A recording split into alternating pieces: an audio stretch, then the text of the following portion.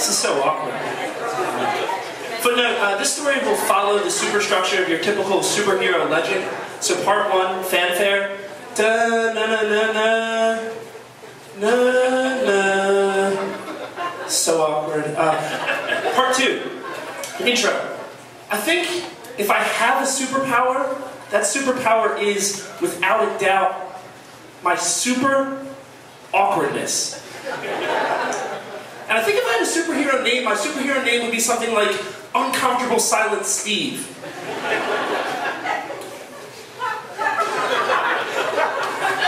And like the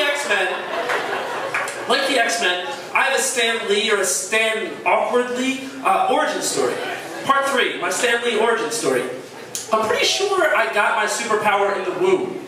See, I'm a twin, a fraternal twin, and I'm pretty sure that my existence began with 9 months of intense, awkward silence. I think about myself a lot as a sperm, which I know is awkward. Because, see, my brother's athletic and physically gifted, and I am not. And I think what must have happened was, he must have been one of those really quick, agile sperms with the really buff flagella that drive all the eggs wild. Whereas I was more self-conscious and flailing around and not really knowing what's going on. And I think at some point I must have realized if I wanted to continue being flailing and not know what's going on, that I needed to latch on to one of his flagella and kind of ride him to victory. And he was probably really pissed off because he was just supposed to win a 9-month, all expenses paid, drinks included vacation in the womb. And now it's like he has to split the Powerball or the power over him. It's awkward. Part 4, part of the superhero story where the superhero accidentally reveals his superpowers in his youth. My first kiss in 7th grade, I was at a party and my hair was parted in the middle, rigidly combed and set in place by my mom and one of her big Aquanet hairspray aerosol cans.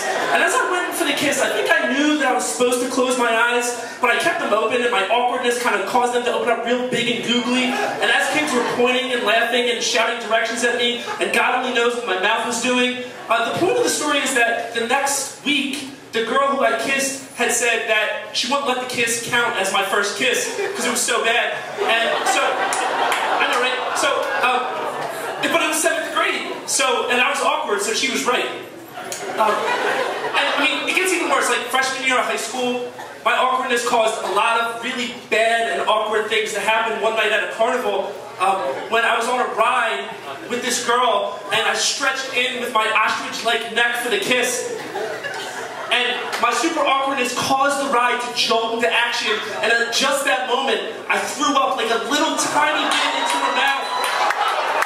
And then, not knowing what to do and being awkward, like I tried desperately to suck it back in. So, you can imagine the uncomfortable silence after that.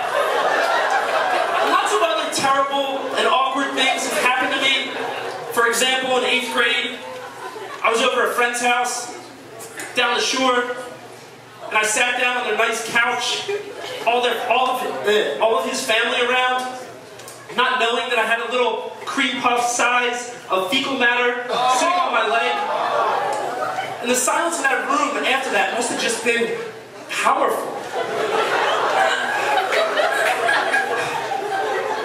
Part 5. Uncomfortable silent Steve decides it's time to use his power for the greater awkwardness. So this one night I was telling all these stories about how I'm super awkward, and I decided it'd be cool if I could just, for a little bit, awkwardify, which I realize is an awkward word to say, but I think it's perfect for my superpower, if I could awkwardify the room for just a bit.